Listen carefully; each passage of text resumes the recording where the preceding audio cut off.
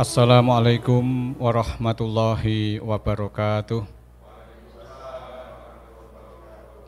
Bismillahirrahmanirrahim.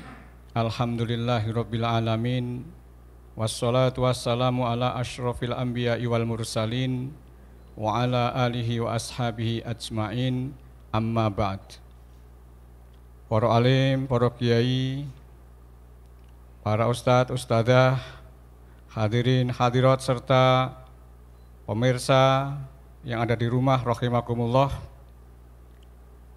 Kali ini kita akan ngaji bareng kembali fikih keseharian, pedoman bagi umat Islam menjalani kehidupan. Karena sebentar lagi kita akan masuk pada bulan yang mulia, yakni bulan Ramadan, maka ada satu topik menarik untuk kita kaji, untuk kita bicarakan bersama dengan judul Bucin, Budak Cinta di bulan Ramadan.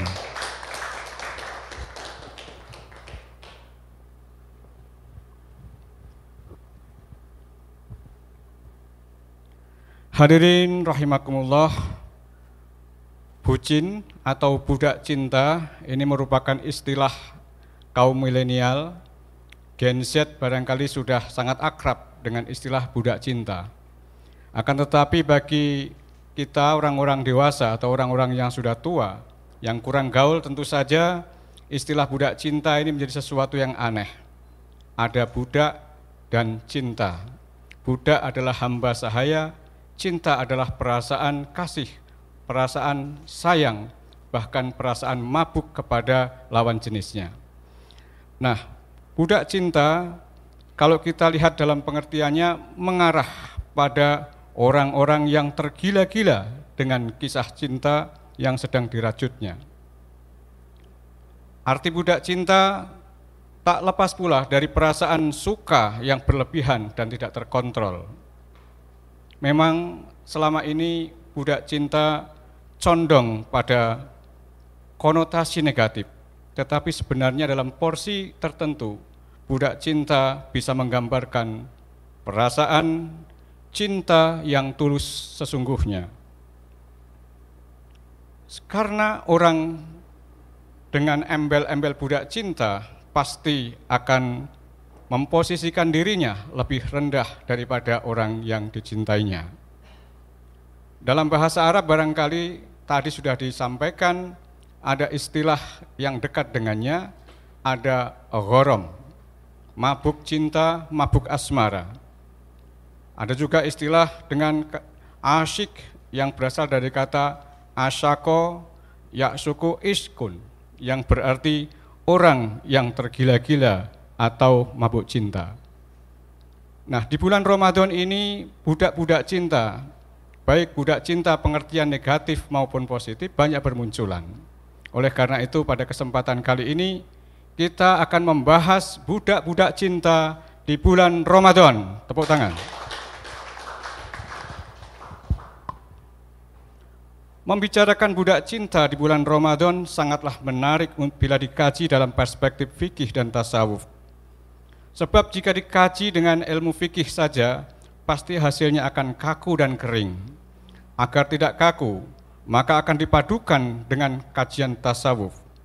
Sebab di bulan Ramadan ini juga banyak budak-budak cinta yang rela berlapar-lapar, beriktikaf, qiyamul lail, tadarus Al-Quran, sehingga dia menjauh dari pasangan halalnya di rumahnya. Oleh karena itu, perbincangan ini nanti akan kita hadirkan. Narasumber kita yang berada di depan kita adalah Abah Kiai Haji Muhammad Daniel Royan, Rois Suriah PCNU Kabupaten Kendal. Tepuk tangan untuk beliau. Untuk memantik diskusi, dipersilakan nanti para peserta bisa menanggapi dan mempertanyakan hal-hal yang terkait bucin ini. Kita akan bagi ke dalam 4 subtopik. Yang pertama adalah pacaran, yang kedua mencium pasangan, yang ketiga melihat gambar atau video porno, dan yang keempat bersetubuh dengan pasangannya di bulan Ramadan. Hadirin wal hadirat rahimakumullah, Terkait topik bucin yang pertama ini, saya akan pantik dengan subtopik yang pertama, yakni pacaran di bulan Ramadan. Pacaran adalah pertemuan langsung atau melalui media tertentu antara laki-laki dan perempuan karena didasari rasa cinta atau syahwat. Persoalannya adalah bagaimana hukumnya jika pacaran itu dilakukan di bulan suci Ramadan dalam perspektif fikih dan tasawuf? Apakah pacaran itu diperbolehkan? Apakah pacaran itu membatalkan puasa? Ataukah pacaran itu hanya menghilangkan pahala puasa? Silahkan para penanggap untuk memberikan tanggapan. Boleh juga mengajukan pertanyaan. Dipersilahkan. Penanggap pertanyaan. Pertama, silahkan. Silahkan memperkenalkan diri secara singkat. Assalamualaikum warahmatullahi wabarakatuh. Waalaikumsalam warahmatullahi wabarakatuh. Nama Muhaimin dari Lembaga Dakwah PCNU Kabupaten Kendal. Perkenankan untuk menanggapi persoalan pacaran di bulan Ramadan.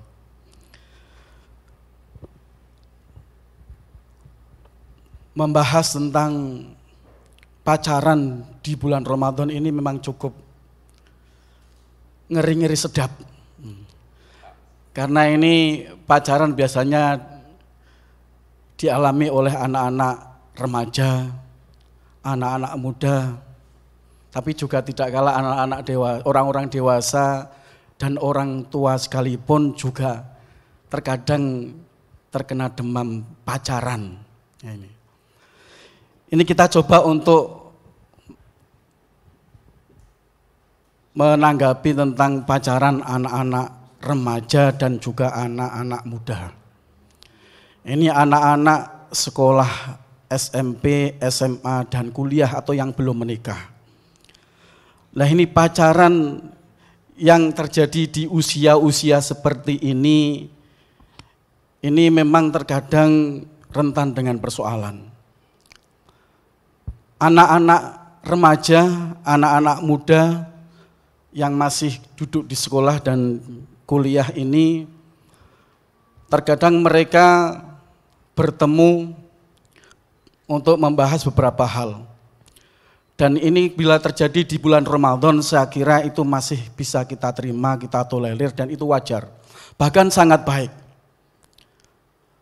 Tetapi yang agak kita khawatirkan adalah bila anak-anak remaja, anak-anak muda ini bertemu lalu melakukan aktivitas-aktivitas yang membahayakan atau aktivitas-aktivitas orang-orang dewasa. Nah, ini yang kita khawatirkan dan itu nantinya akan berdampak kepada puasa mereka di bulan Ramadan.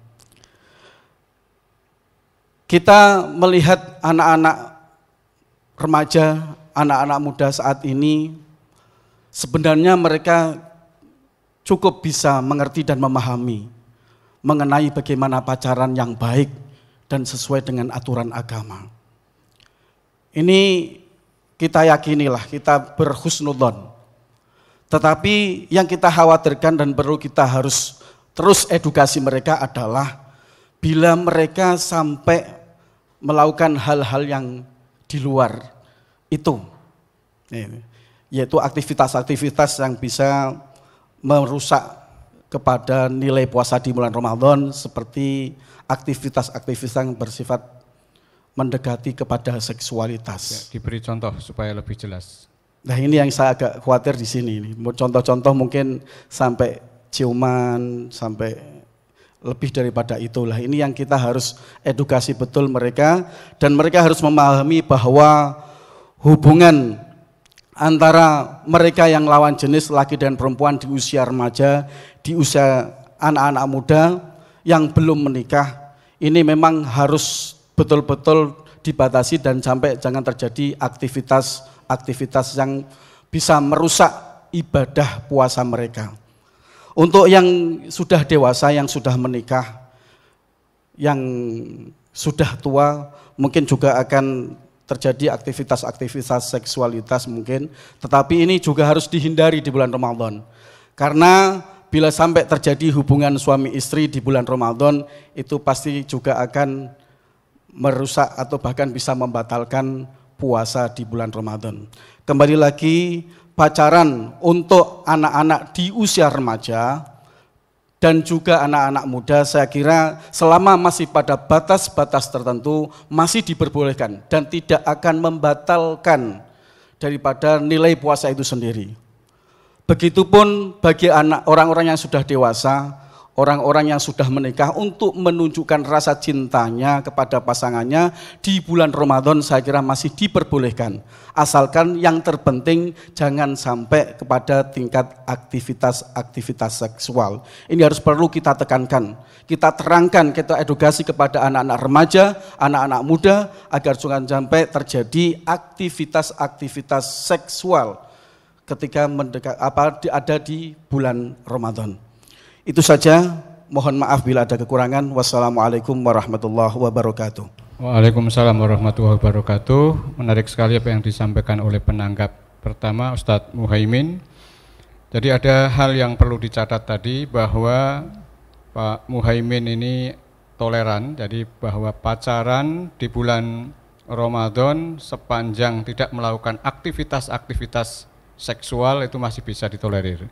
Sekarang kita tanyakan atau mohon tanggapan kepada penanggap yang kedua, apakah menyetujui atau bahkan akan menentang apa yang disampaikan oleh Ustadz Muhaimin. Silakan memperkenalkan diri, sebut nama ya, dan posisi boleh dalam organisasi. Ya. Terima kasih. Assalamualaikum warahmatullahi wabarakatuh. Waalaikumsalam. Mohon izin memperkenalkan diri, saya Nikmal Latif, aktivis Fatayat di Kabupaten Kendal. Kemudian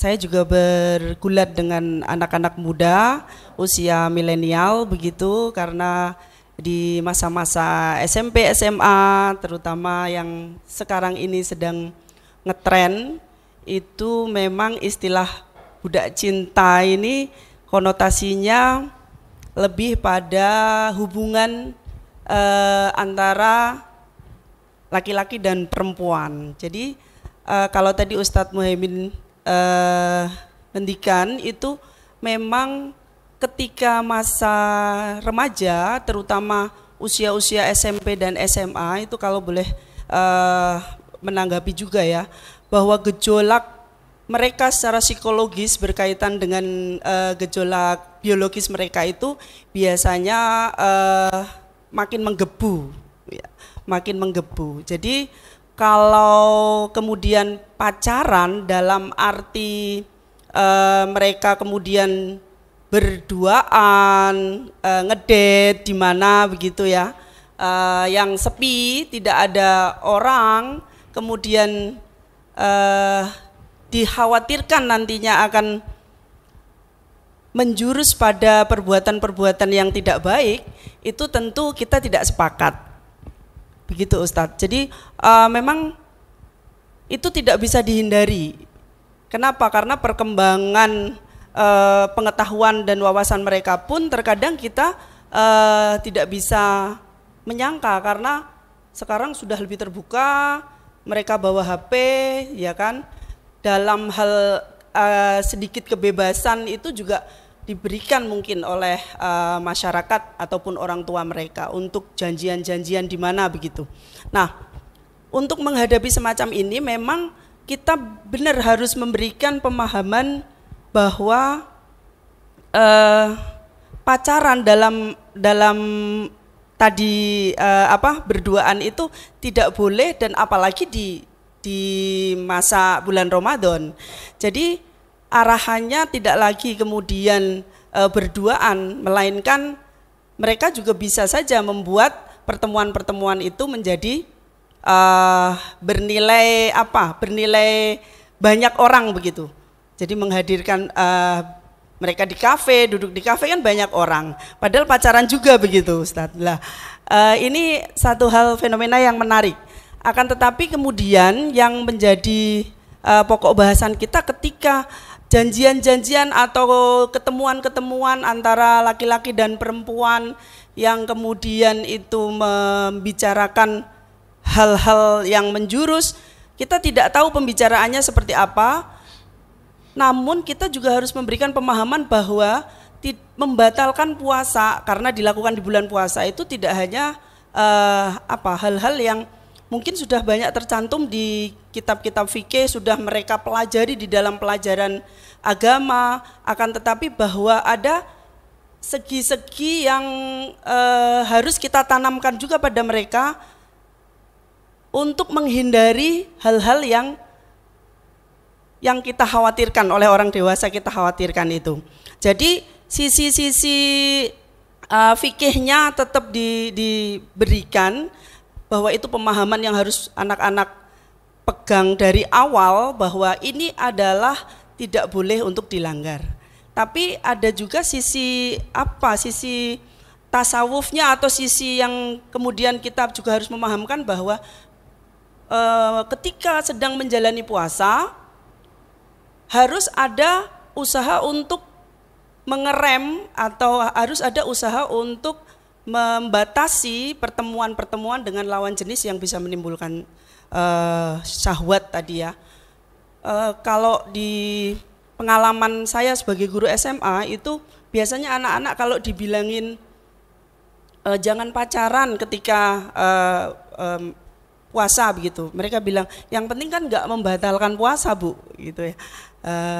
Nah yang membatalkan puasa mereka sudah tahu, tetapi bahwa ada nilai pahala yang kemudian berkurang dari proses mereka, pertemuan mereka itu juga harus kita berikan pada pemahaman pada mereka.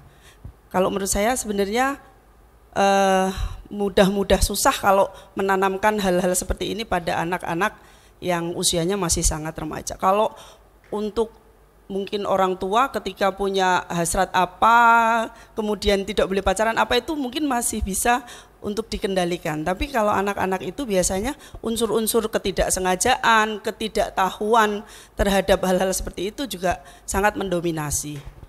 Kalau menurut saya seperti itu, ini menjadi bahan kita semua, mungkin para orang tua terutama juga guru-guru yang berkecimpung di dalam pendidikan, bahwa pemahaman-pemahaman seperti ini jangan sampai ditinggalkan. Kita harus memberikan memberikan pengetahuan itu dengan kuat sehingga anak-anak tidak melakukan hal-hal yang tidak diinginkan, terutama pada saat bulan puasa. Demikian yang bisa saya sampaikan. Assalamualaikum warahmatullahi wabarakatuh. Waalaikumsalam warahmatullahi wabarakatuh. Terima kasih Ibu Nikmah Latif yang juga memberikan tanggapan sedikit berbeda dengan apa yang disampaikan oleh Ustadz Muhaimin ya. Pada prinsipnya kalau secara fikih tidak ada kan, misalnya yang membatalkan puasa salah satunya pacaran, itu kan tidak ada. Ya ini kalau kaku begitu, tetapi ternyata dalam orang berpacaran itu pasti ada syahwat ya. Kalau ada syahwat, kemudian syahwat meningkat, maka akan menyebabkan konsentrasi puasanya atau tujuan puasanya menjadi lain. Pacaran untuk menunggu waktu misalnya berbuka puasa, ini kan menjadi sesuatu yang harus benar-benar dikaji tuntas. Oleh karena itu mohon kepada Abah Kiai Daniel Royan untuk bisa membahas tuntas dengan menanggapi dari dua orang penanggap tadi, Bah. Semoga, Bah. Assalamualaikum warahmatullahi wabarakatuh. Kita membahas bucin dalam subtopik pacaran. Istilah pacaran atau kosakata pacaran itu kan bagian daripada budaya masyarakat Indonesia. Kata-kata pacaran itu kan sulit diarabkan. Apa bahasa Arabnya? Sulit diinggriskan. Karena itu kan khas budaya Indonesia. Pacaran itu kan akhiran an, kalau dihilangkan akhirannya kan pacar. Mewarnai kuku di jari itu kan pacar, kemudian disebut pacaran. Atau di kuku jari kaki gitu. pacaran juga, atau di kelopak mata itu juga, kalau di Arab dulu namanya khidab.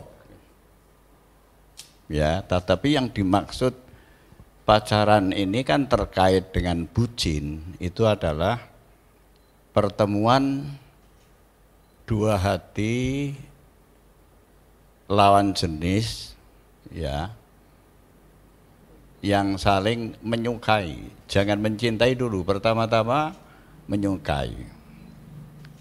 Ya, mungkin dalam bahasa Arab bisa juga dikategorikan ta'aruf, hanya sebuah perkenalan. Tapi kalau kental, ya, rasa cintanya kental itu menjadi gharam, bucin, seperti gharamnya, bucinnya si Qais kepada Laila. Akhirnya si Qais menjadi orang gila, menjadilah namanya Majnun, sehingga menjadi kisah cinta Laila Majnun. Itu kan bucin. Jadi contoh-contoh bucin itu antara Qais dengan Laila, antara Zulaikha dengan Yusuf, ya. Ada juga bapak dan anak itu bucin. Yakub bucin kepada anaknya Yusuf. Ketika Yusuf hilang, dia sampai sakit keras, sakit gula yang mengenai saraf mata hingga terkena penyakit kebutaan. Itu juga bagian daripada bucin. Nah, kita kembali ke persoalan pacaran. Saya lebih luas memandang pacaran ini bukan hanya anak muda, orang tua pun ada yang pacaran. Itu dia. Suatu regu, ketua regunya duda, anggota regunya janda. Itu terjadi pacaran juga antara ketua regu dan anggota regu gitu loh. Lah yang konyol kan regunya itu regu jamaah haji. Masa sambil tawaf, sambil sa'i itu pacaran? Gitu. Kalau ditegur, itu kok pacaran, Pak? Enggak, ini kan anggota saya kan yang membimbing dia gitu. Jadi ada namanya ibadah sambil pacaran, atau dibalik, pacaran sambil ibadah. Mana yang benar? Nah, ini terjadi. Bahkan orang perempuan sudah bersuami juga kadang kemungkinan masih melakukan pacaran. Suami yang sudah beristri juga berkemungkinan untuk melakukan pacaran. Ya, malah saya pernah membaca cerita setan itu juga pacaran. Yang tidak berpacaran saya kira hanya malaikat itu. Nah, secara fitri, manusia diciptakan Allah Ta'ala punya hati, itu memang terdorong untuk melakukan pacaran. Ya, karena proses sebelum terjadinya pernikahan itu biasanya ada muqaddimatun nikah itu diantaranya kan pacaran. Mungkin orang-orang dahulu nikah tanpa pacaran karena ada budaya ketaatan anak kepada orang tua. Tetapi zaman sekarang nggak bisa. Anak-anak di sekolah tingkat SMP, di sanawiyah sudah pacaran. Tidak ada rasa syahwat, tapi suka. Ya, sehingga pacaran anak-anak kecil itu disebut cinta monyet. Kalau pacarannya orang tua terus disebut cinta apa? Cinta kikong ya. Kera yang besar itu apa namanya? Orang hutan gitu. Gorila, cinta gorila gitu. Jadi ada cinta monyet, ada cinta gorila gitu. Ini pacaran. Maka tidak bisa dihukumi haram secara mutlak atau halal secara mutlak. Ditafsil bagaimana situasinya, bagaimana karakter orang yang berpacaran itu. Kalau saya banyak membaca, mungkin kalau Bapak Ibu mau menonton sinetron gitu ya. Ya kan banyak toh sinetron yang isinya pacaran kan. Coba kita lihat drama, sinetron, kita dengar lagu-lagu, seni-seni, kenapa yang dominan tentang cinta? Ya dah. Coba lagu-lagu itu Rhoma Irama juga melakukan cinta itu. Pacaran juga. Walaupun bahasanya itu bahasa yang kurang etis umpamanya ya. Kau masih gadis atau sudah janda, itu kan bahasa pacaran itu. Ya kan? Mempertanyakan status gitu. Nah, itu pacaran juga. Maka kalau anak di tingkat SMP, SMA itu tidak punya pacar, mereka menamakan teman yang tidak berpacar itu jomblo. Jadi yang jomblo itu bukan hanya orang dewasa tak punya pasangan. Ternyata anak muda, remaja, Gen Z itu tidak punya pacar juga disebut jomblo. Ini sudah menjadi budaya umum yang diketahui secara luas gitu loh. Maka kadang-kadang pacaran itu juga sebagai ekspresi saja keakraban itu. Nah, maka bisa ditafsir tadi saya katakan. Nah, pacaran itu boleh-boleh saja kalau tidak dalam situasi khalwat. Karena kata Nabi yang dikutip oleh Mas Mujaka, kalau ada lelaki dan perempuan berduaan dalam situasi khalwat, maka setanlah yang menjadi pihak ketiga. Gitu kan? Nah, maka harus dicari pertemuan yang tidak khalwat. Khalwat itu sekarang disebut mojok. Apa? Nyepi. Ada lagi istilah baru namanya check-in. Ini update ini, check-in. Check-in itu kan arti aslinya masuk ke kamar hotel kan. Sekarang enggak, bertemu berduaan dalam ruang tertutup itu juga disebut check-in. Gitu loh. Nah, kalau itu mungkin bisa kita larang karena alasannya adalah menurut Kiai Maskur tadi bicara sama saya, saddu dzari'ah. Saddu itu menutup, dzari'ah itu jalan menuju kemaksiatan. Jadi saddu dzari'ah menutup kemungkinan agar perbuatan itu tidak menuju kepada perzinaan.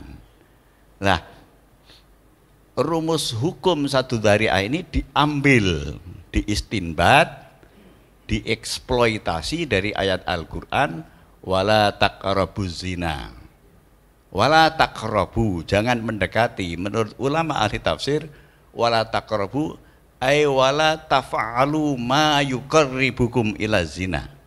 Jangan melakukan sesuatu yang menyebabkan kamu dekat kepada zina, menyebabkan kamu berani melakukan zina. Ini disebut saddu dzari'ah. Nah, kalau itu dilarang karena alasan saddu dzari'ah, karena alasan supaya tidak menjurus kepada perzinaan. Tapi kalau perkenalan itu untuk penjajakan, untuk memperbanyak pertemanan, gitu ya, tidak sampai ke tingkat mendekatkan kepada zina, tidak bisa dikategorikan nanti menjadi hal yang dilarang dengan saddu dzari'ah, ya enggak apa-apa. Berduaan tapi di ruang terbuka, dilihat oleh orang lain.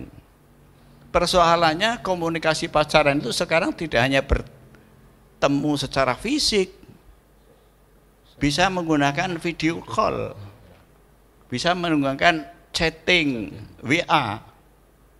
Nah, video call boleh kalau hanya omong-omong saja. Tapi kalau video call minta, coba kamu telanjang, saya tak melihat anukmu, ya nggak boleh dong. Itu kan? Kalau hanya bicara apa kabar, baik, tadi kemana, ke mall belanja, udah ya, oke, bye-bye. Bahasanya aja bye-bye, dadah. Nah, nggak apa-apa itu, saling menyapa namanya. Ya, itu. Nah, sekarang yang kita bahas adalah ketika dua pasang, sepasang, bukan dua pasang, lelaki dan perempuan itu video call atau chatting, itu apakah bagian khalwat atau tidak? ya kan? Maka harus dijelaskan, kalau sekiranya itu tidak ada pihak ketiga yang mengetahui, itu kan bisa dianggap sebagai khalwat.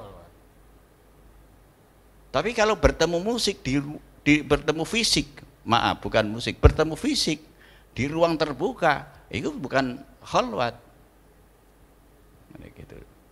Nah ini ada hal-hal yang apa namanya kita kaji lebih lanjut gitu loh. Nah, kalau hanya melihat wajahnya yang cantik, mendengar suaranya yang merdu, kemudian kecantikan wajah dan kemerduan suara itu memancing syahwat, itu juga nggak boleh. Tapi kalau tidak memancing syahwat itu kan nggak apa-apa. Kalau menurut mazhab Jalaluddin Rumi ya, mendengarkan perempuan suaranya merdu, tapi tidak memancing syahwat, malah meresapi keindahan ciptaan Allah, itu bagus malah. Ya, Pak Kiai melihat muridnya yang cantik, tidak tertarik secara syahwat, tapi malah ingat Allah Ta'ala, betapa hebatnya Allah Ta'ala menciptakan orang cantik ini. Itu melihatnya kan dapat pahala. Enak kan? Mula nak wong pinter ki sopen kabeh ngono lho. Ya, makanya madhabnya dibaca. Kalau gharam bucin itu nanti kita baca madhab Jalaluddin Rumi.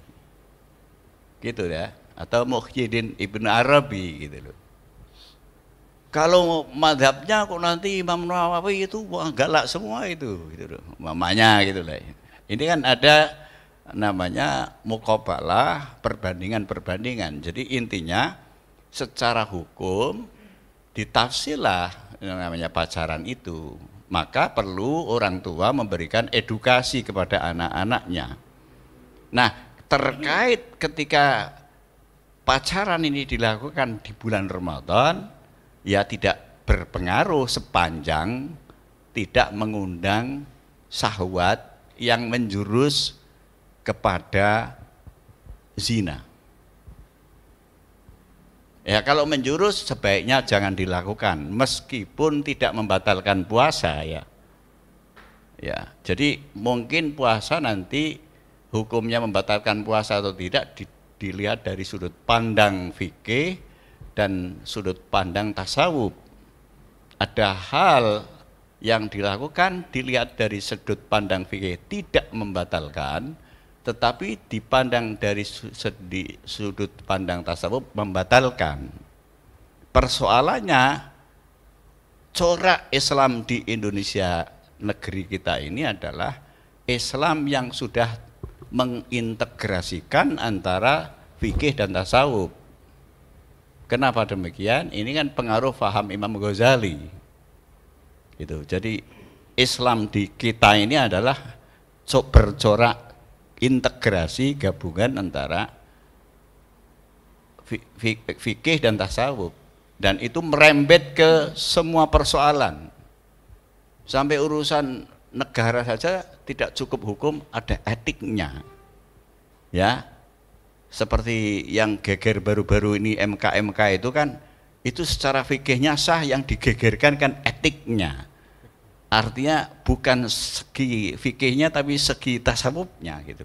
Walaupun yang menggegerkan etik itu juga nggak paham tasawuf sebetulnya gitu. Karena mereka etik secara hukum bernegara, sedangkan tasawuf itu etik secara hukum yang lebih universal. Tidak hanya negara, hubungan dengan Allah Ta'ala juga, hubungan secara kemanusiaan juga. Dan itu kira-kira, jadi hukum kesimpulannya menurut saya ini pacaran itu tergantung kondisinya ditafsir, dan itu menyangkut semua generasi baik tua ataupun muda, dan tidak membatalkan puasa kalau bersifat asmara atau kasmaran, tetapi secara fikih tidak membatalkan, mungkin secara tasawuf membatalkan, artinya membatalkan. Secara fikih itu nanti tidak wajib diqodho, secara tasawuf itu artinya tidak ada pahalanya. Kropos itu ada kerangka tanpa isi, Ya, ada wadah tanpa isi gitu loh, ada jasad tanpa ruh gitu loh, gitu, bukan ruh tanpa jasad, itu kira-kira begitu. Terima kasih. Bah, kalau boleh saya nakal bah, explore ini, karena tadi Abah ngendikan tentang pacaran di sinetron-sinetron itu ya, termasuk pacaran yang dilakukan oleh anak-anak SMP, SMA. Itu kan tidak lepas sebenarnya dari aktivitas seksual, ya meskipun itu hanya ringan, misalnya ada gandengan tangan, ada ciuman, bahkan kadang seperti teletabis itu ya, berpelukan begitu ya. Nah ini bagaimana Pak kalau dilihat dari fikihnya, karena ini saya yakin nanti para milenial itu kalau tidak dijelaskan begitu nggak paham, ya takutnya begitu. Nggak apa kok, nggak batal kok. Nah ini kan nanti takutnya meringankan pacaran itu sendiri. Monggo Pak dijelaskan Pak. Iya, tadi kita bahas bahwa pacaran itu boleh-boleh aja. Itu kan dari sudut pandang komunikasinya ya. Komunikasi bertemu, berdekatan gitu. Kalau dilihat dari ketemu kemudian ada cipika-cipiki, ada mencolek-colek, itu beda hal ya. Nah itu jelas tidak boleh gitu loh.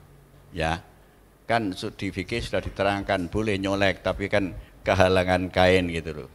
Jadi gitu. Ya nggak boleh kan, bukan mahram kan. Tuh, kalau melihat itu juga masih diperinci gitu loh. Nanti di subtopik kedua itu ya kita dikaitkan dengan subtopik yang kedua. Tetapi kalau pertanyaan yang terakhir ini nggak boleh lah cium-ciuman pelukan. Ya macam-macam itulah namanya orang kasmaran itu kan. Tapi kan banyak juga orang pacaran itu tidak pernah menyentuh, tidak pernah bahkan salaman juga enggak gitu loh. Cuma cukup melambaikan tangan, cukup mengatakan selamat tinggal, dadai, selamat jalan, hati-hati ya. Nah kemudian yang mungkin agak janggal itu manggil sayang itu loh, halo sayang gitu. Ini kan yang payah itu kan orang tua juga manggil pacarnya ya halo sayang kok ini. Halo sayang gitu loh. Kadang-kadang yang gimana yang kabar, halo yang gitu. Lah ini kan mengundang asmara itu ya, mengundang syahwat gitu loh. Ya sebaiknya ditinggallah hal-hal yang menjurus kepada perbuatan zina itu masuk kategori wala taqrabuz zina. Jadi wala taqrabuz zina itu melarang sesuatu, bukan melarang hanya zinanya ya. Kok apalagi zinanya, sesuatu yang mendekatkan kepada zina itu dilarang gitu loh.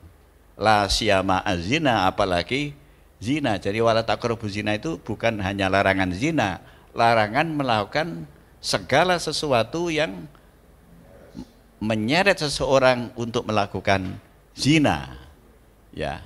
Atau bahasa Arabnya dzari'ah. Dzari'ah itu sama dengan wasilah. Nah, oleh karena itu wasilah dan dzari'ah, jalan yang menuju maksiat harus ditutup. Nutup itu namanya saddu. Jadi saddu dzari'ah atau saddul wasilah itu sama sebetulnya, menutup. Ini teori usul fikih yang dulu aslinya diciptakan oleh madhab Hambali, kemudian dikembangkan oleh orang namanya Ibnu Qayyim. Terima kasih. Ya, terima kasih Abah Daniel Royan yang telah bahas tuntas terkait dengan berpacaran di bulan Ramadan. Meskipun secara hukum fikih ya itu tidak batal, tetapi bisa ditafsir sesuai dengan tingkatannya. Kalau melakukan hal-hal yang menjurus pada aktivitas seksual itu dilarang, ya. Tetapi jika tidak diperbolehkan, tergantung dari persoalan-persoalan atau kondisi-kondisi di mana pacaran itu dilakukan oleh para pelakunya. Saya kira untuk kajian subtopik yang pertama kita sudahi.